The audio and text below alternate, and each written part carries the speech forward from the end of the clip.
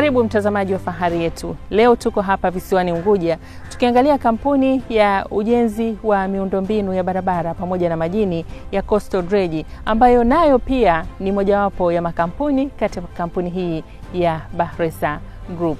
Jina langu ni Rehema Salim. Karibu.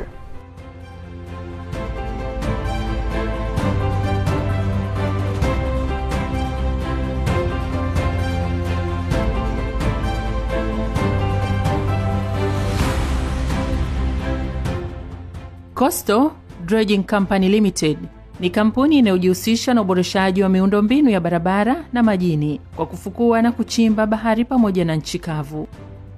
Kampuni hii ya kizalendo ni mojawapo ya makampuni yaliyoanzishwa ndani ya kundi la makampuni ya Bahresa. Na leo hii tutaangazia upande wa miundombinu ya baharini pamoja na mabwawa. Kampuni hii ilianzishwa mwaka 2014 kutokana na changamoto iliyojitokea kwa upande wa Zanzibar.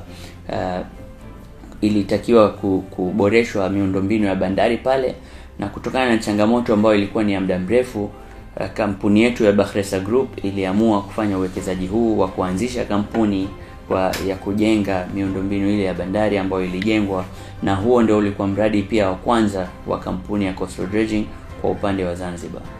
The right time to do dredging is after. Wakati sahihi wa kufanya dredging ni baada ya kufanya ukaguzi wa kina. Na tukishakijua kina, tunaona kuna haja ya kupunguza, basi tunaanza kazi. Kwa mfano, hapa Marina, kiwango kilichowekwa ni hasi 3. Kwa hiyo kwa mara ya kwanza tunafanya ukaguzi wa vipindi, na tukikuta kuna mchanga umeingia, kwa kurudi tunapunguza mara moja kurudi kwenye kina cha hasi 3.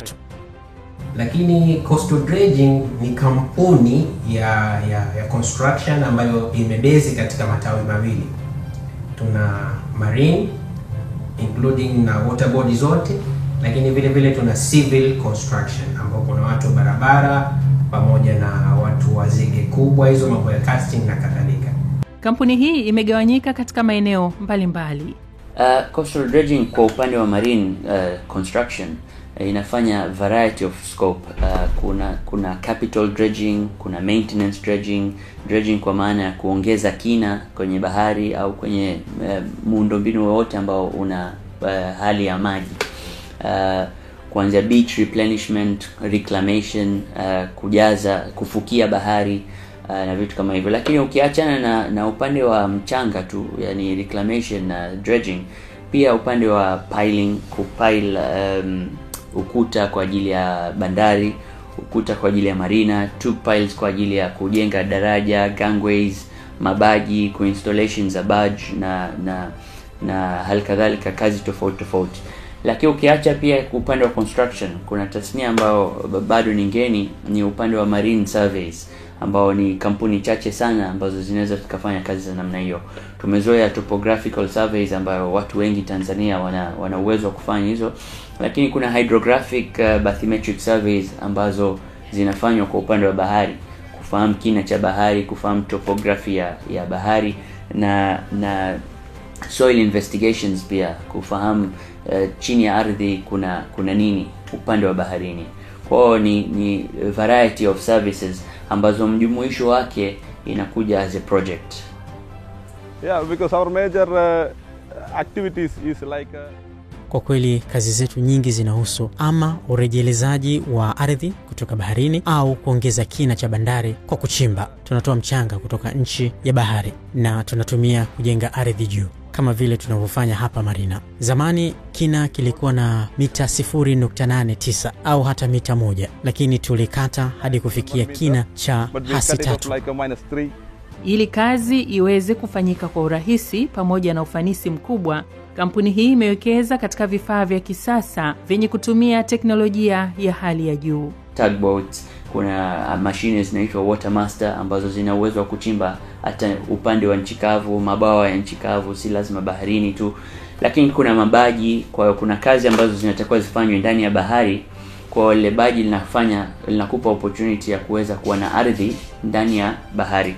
Kwa na mbali ya hivyo kuna kreni kuanzia tani 10 mpaka tani 150 na crawler cranes ambazo zinaweza zikafanya hizi kazi, na nyundo ambazo ukiacha na nyundo za kuvunja vitu, lakini nyundo ambayo ina uwezo wa kupile, yani kudidimiza ukuta ndani ya ardhi kwa upande wa baharini, lakini pia kwa upande wa nchi kavu.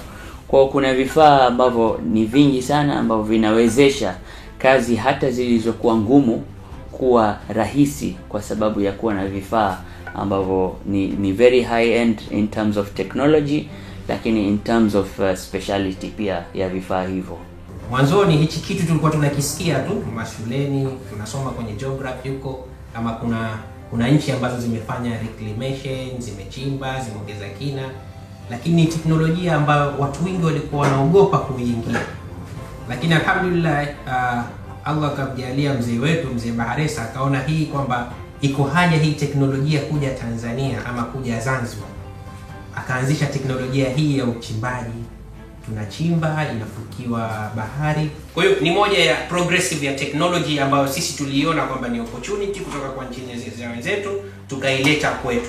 Mpaka sasa Coastal Dredging Company imefanikiwa kukamilisha miradi mbalimbali nchini, lengo likiwa ni kutanua wigo mpaka nje ya mipaka ya Tanzania. Coastal Dredging kiukweli ni kampuni ambayo kwanza ni class 1 company, na alhamdulillah tumebahatika kufanya kazi kubwa Tanzania mainland bara, lakini pia tunafanya kazi nyingi hapa kisiwani ambapo tupo, nikimaanisha Unguja na Pemba. Kwa upande wa miradi ya upande wa baharini, Coastal Dredging imeshafanya miradi isiyopungua 10 katika miaka 10 iliyopita. Tukianza na huo wa mwanzo ambao ni mwanzilishi pia, ni mradi ulioanzisha Coastal Dredging, ni bandari ile ya Malindi pale, ambao sasa hivi meli nyingi za mizigo zinafunga.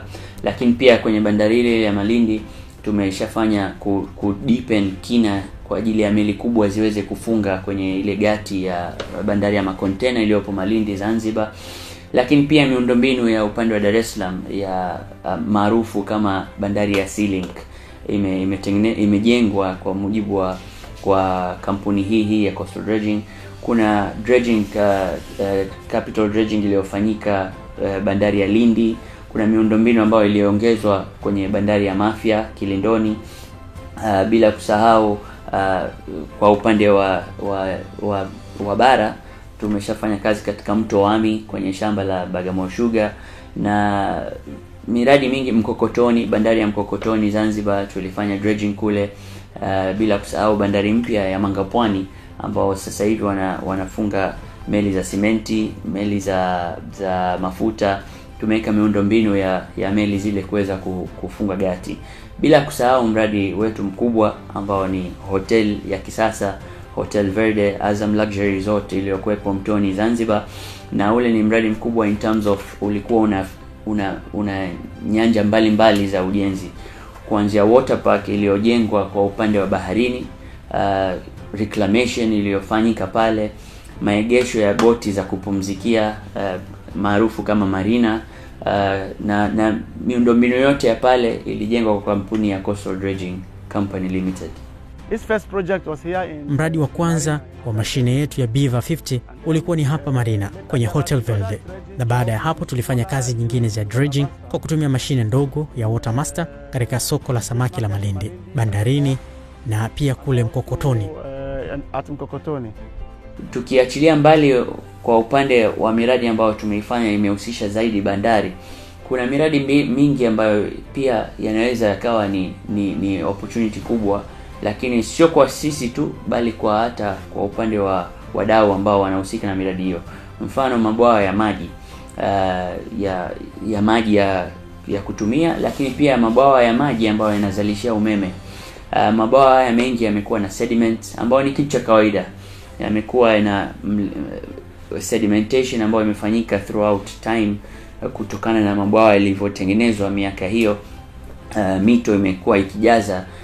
Hii ina kuja kuzuia reservoir capacity ya bwawa lile, na inaweza ikaathiri katika matumizi ya maji, maana siku za ukame bwawa linakuwa lina capacity ndogo kuliko design capacity. Lakini halikadhalika kwenye uzalishaji umeme, tunaweza tukakutana na migao ambayo imekuwa disrupted kwa sababu ya kutokuwa na mvua kutokuwa na yote ni kwa sababu bwawa lilishindwa kumaintain maji ya kutosha kipindi cha mvua. Sasa kipindi cha ukame bwawa limeshindwa kujiendesha na kuzungusha turbines kwa ajili ya kuzalisha umeme. Kwa hiyo ni wigo wa coastal dredging hauishii tu kwenye bandari. Ni mfumo ambao una provide solutions ambazo zinaweza zikaathiri hata maisha ya binadamu kwa day to day in terms of taasisi kama hizo zikiwa engaged. Ajira mbalimbali zimezalishwa ndani ya kampuni hii. Kwa coastal dredging as of now tuna waajiriwa ambao ni permanent ambao wanafika 40, lakini waajiriwa huwa wanakuja na kutoka depending on works. Kwa hiyo inategemea na mradi tuliopata. Kwa ni kampuni ambayo inaendelea kuajiri na inategemea na miradi iliyopo pamoja na ukubwa wa mradi, timeline ya mradi. Kwa hiyo yote hiyo inaathiri, lakini tuna permanent employees ambao wao hata tusipokuwa na mradi hii skeleton ya employees ambao wanafika 40 wako permanently.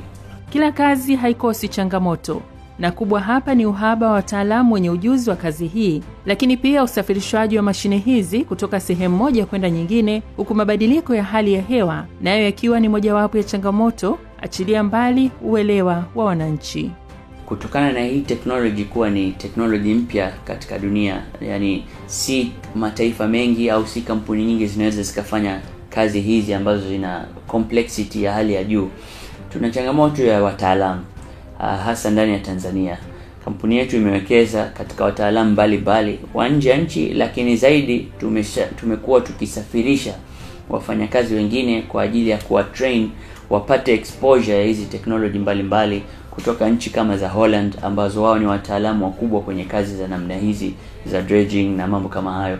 Kwa hiyo changamoto kubwa ni kwanza uweledi na ule utaalamu wenyewe wa hizi kazi. Ni watu wachache sana wenye ujuzi huu, lakini pia wenye utaalamu wa kufanya hizi kazi.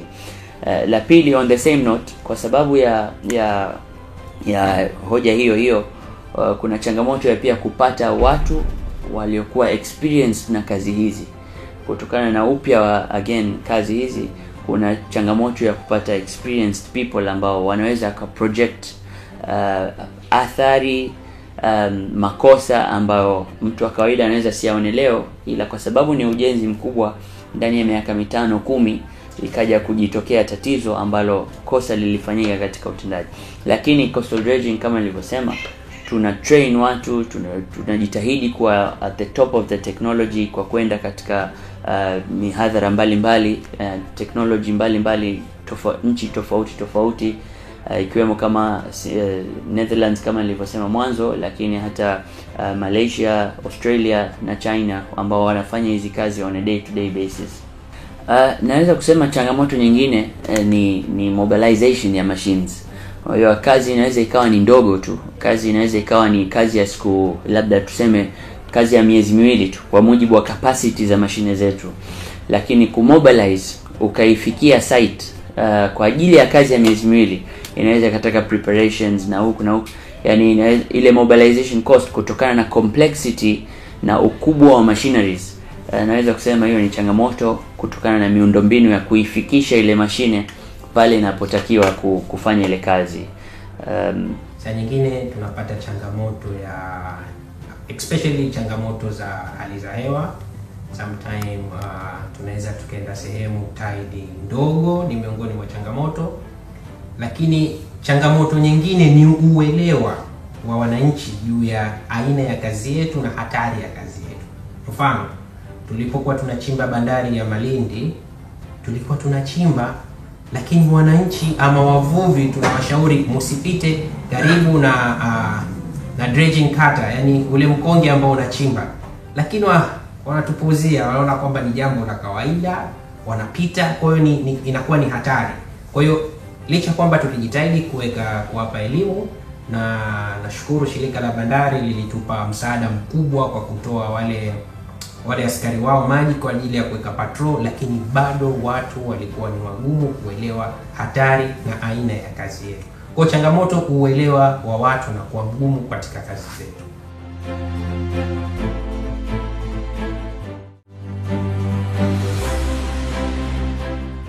Mojawapo ya kazi kubwa katika kampuni hii ni kusogeza bahari na kuweka vifaa maalum kwa ajili ya kuimarisha eneo hili, na hapa mtaalamu wa eneo hili anatueleza.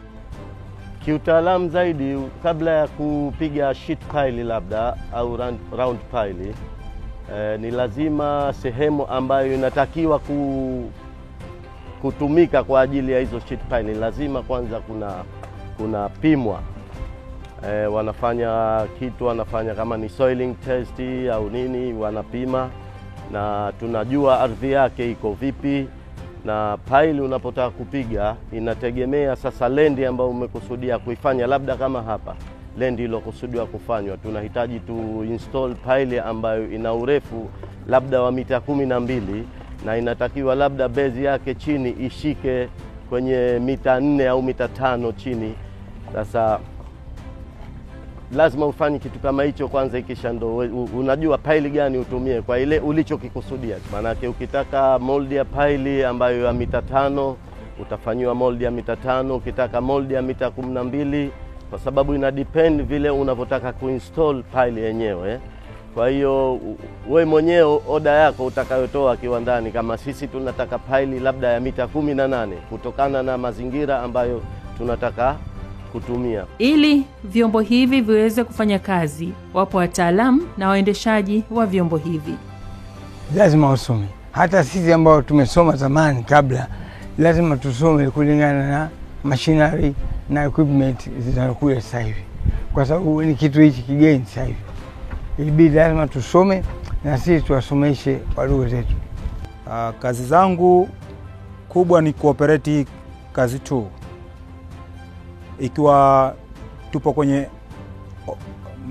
tupo kwenye wakati wa operation ni na kujali usalama zaidi wa wafanyakazi.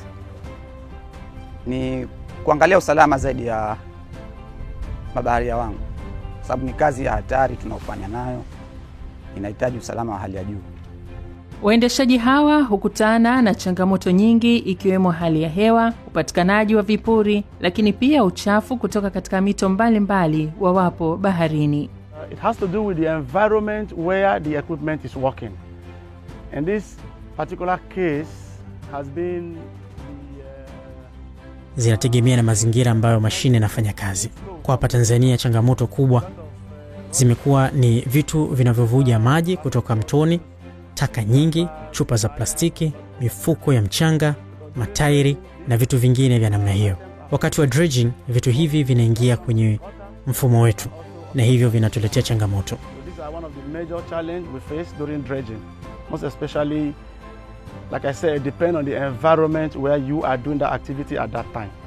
Because we are working in the sea, the weather condition is the major challenge, and also the shallow water. Kwa sababu tunafanya kazi baharini, ni hali ya hewa. Wakati mwingine bahari inabadilika ghafla, upepo mkali, mawimbi makubwa, pia sehemu za maji yenye kina kifupi, kuna sehemu boti yetu haiwezi kufika kwa sababu ya umbo lake, lakini bado maji yapo pale pale. Changamoto nyingine inatokea ni pale tunapofanya utafiti kwenye mabwawa au sehemu za maji baridi. Kifaa chetu kinapotoa sauti ili kupima kina, ile sauti haiwezi kupita vizuri kwenye maji yenye masalia au machafu. Kwa hiyo hatupati data sahihi. We will not get the depth from that kind of water. So that is the challenges which we are facing in the hydrographic survey.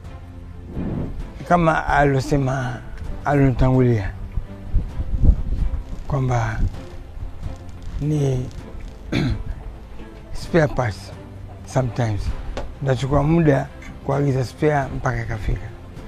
Mikakati ni kuhakikisha kuwa wigo wa kampuni hii unapanuka. Ni kujitahidi kutanua wigo ndani na nje ya nchi kwenye tasnia zote hizi za marine construction, kama nilivyosema mwanzo, kuanzia dredging, piling works na hata consultation. Kwa bahati nzuri nchi yetu imebarikiwa na miili yenye maji. Kuna basins nyingi, kuna man-made constructed dams ambazo hazipungui 600 ndani ya Tanzania, zenye storage capacity ya almost 5.3 billion cubic meters ya maji. Haya yote yanataka kuhudumiwa, haya yote yanataka kufanyiwa maintenance kutokana na kuanzia yalipoundwa mpaka leo lazima kuna sedimentation za aina yote ambayo inataka maintenance hapa na pale. Kwa hiyo uki offset gharama ya kujenga bwawa jipya na kumaintain bwawa liliopo, nafikiri kumaintain ni the cheaper option. Kwa hiyo tuna wigo huo ambao na fikra hizo ambazo tunataka kutanua wigo wetu na kujitahidi kuingia katika mabwawa haya na kuyatatua, kwa maana tutasaidia kwanza kwa upande wa wananchi au serikali kwa ujumla in terms of the works in present. Wito ukatolewa kwa wadau wote juu ya huduma hii inayotolewa na Coastal Dredge Tanzania. Mimi napenda kuwajulisha wateja wote pamoja na wadau na mashirika ambayo yana uhitaji wa huduma hizi kwa haya mambo ilikuwa lazima waje watu kutoka nje, wataalamu kutoka nje, makampuni kutoka nje, na tulikuwa tuna woga fulani wa kuwa haya mambo hayawezekani mpaka yafanywe labda na mtu wa aina fulani. Nitoe wito tu na confirmation na assurance kwa Coastal Dredging tumewekeza kwenye upande wa vifaa, kwenye upande wa nguvu kazi. Hizi huduma zinaweza zikapatikana hapa nchini na vifaa vipo tayari hapa nchini. Kwa ni to engage na tuanze kufanya majadiliano na kuangalia vipi tunaweza tukatatua hizi changamoto ambazo kwa muda mrefu tumeziona zikiwa ni sugu, lakini ni changamoto ambazo kwa weledi tulionao sasa zinawezekana zikatatuliwa hapa nchini kwa kampuni za kizalendo za hapa nchini pia. Mtazamaji wa Fahari Yetu, kama unavyofahamu makampuni haya yanasifika sana kwa teknolojia ya hali ya juu. Sasa leo hapa Coastal Dredge, ni teknolojia gani ambayo inatumika hapa?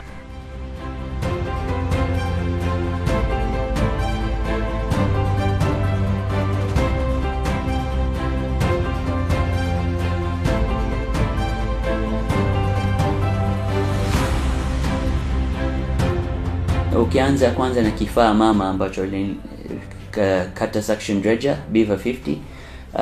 Hichi ni kifaa ambacho kina uwezo wa kuchimba mpaka mita 15 chini ya bahari, na ina uwezo wa kupump mchanga mpaka lita 950 za mchanga, yani cubic meter 950 kwa saa moja. Kwa hiyo ni mashine kubwa yenye uwezo mkubwa wa kufanya miradi mikubwa ndani ya nchi na hata nje ya nchi.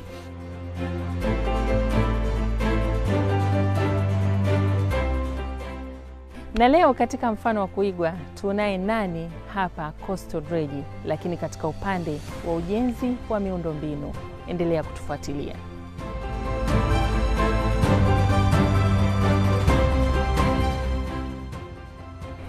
Ndio tukitumia hii Watermaster wakati wote. Tumeanza kwa Watermaster. Kwa kazi zote zile tumeanza Watermaster. Halafu baadaye ikaletwa hii dredger kubwa. Kuja nafikiri mwenyewe mzee alikwenda akaangalia Europe. Nakumbuka siku zile ilikuwa inakuja ile, alikuwa pamoja na Salim Aziz. Sio, walikuwa pamoja Europe kwenda kutafuta kitu kama hicho. Na alikuwa wakati wa dredger ya hapa kwa Nchelezo na kule alikuwa in charge wetu, akitu supervisor alikuwa ni Salim Aziz yule kijana. Wajiangalie reclamation iliyofanywa kule wapi Verde. Hata hivi itakuja zake mpaka kule mwisho.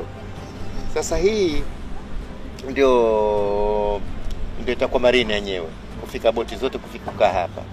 Na hapa na hili eneo lote litazungukwa na barabara ambayo unaweza kwenda na gari hii ukazunguka ukatembea kule, aidha kwa gari, kwa miguu. Kutakuwa na sehemu za watu wa miguu, barabara lami, na huku sehemu za miguu.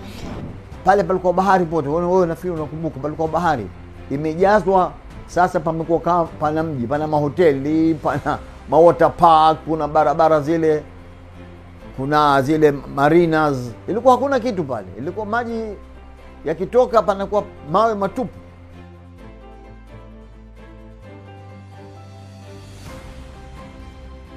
Mtazamaji wa Fahari Yetu, hadi kufikia hapo ndo tumekamilisha kipindi hiki kwa leo.